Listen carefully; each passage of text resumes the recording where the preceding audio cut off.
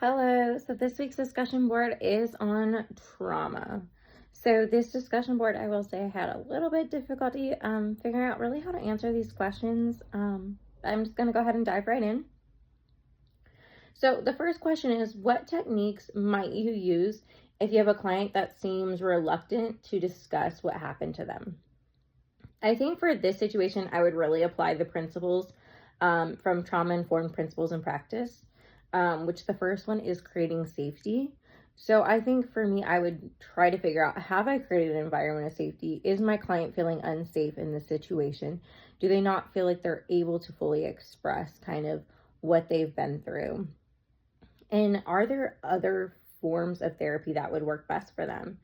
And I think we could do this through creating trust and transparency to where they could be honest, like, I'm not comfortable sharing this information right now.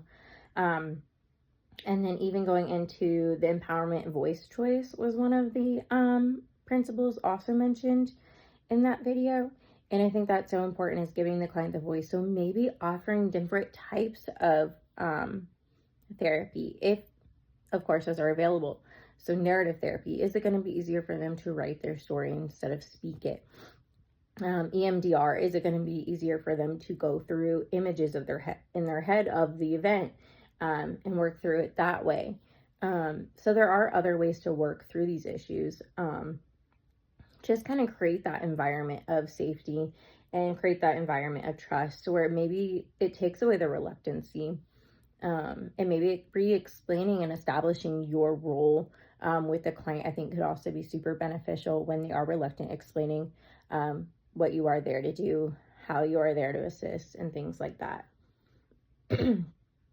So the next question is, how would you respond if a client said, why are you asking me about this? It happened in the past. Why do you care so much?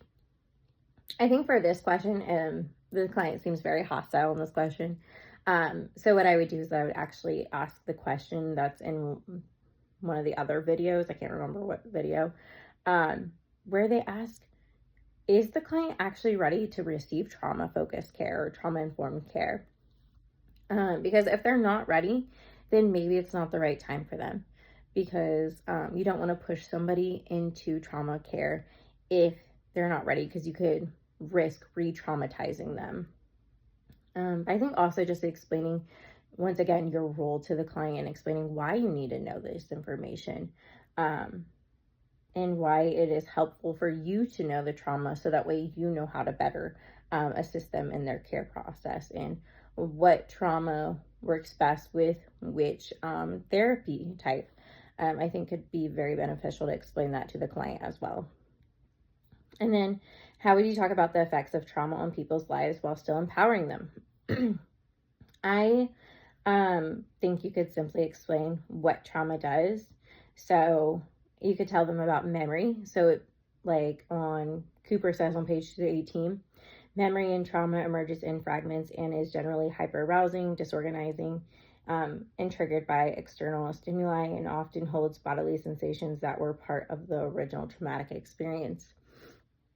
So explaining this to the client even before you start session, I think could help them kind of know what they're getting into as they work through their trauma, and then empowering them by really helping to grow and boost their self-efficacy to where they believe that they can overcome this challenge, and that they will get past this, they will get through this. I think that can be done really as a way to empower your client to know that even though they're struggling with these different situations, they're struggling with these different symptoms, there is the other side of things, and there is a remission, and it is possible.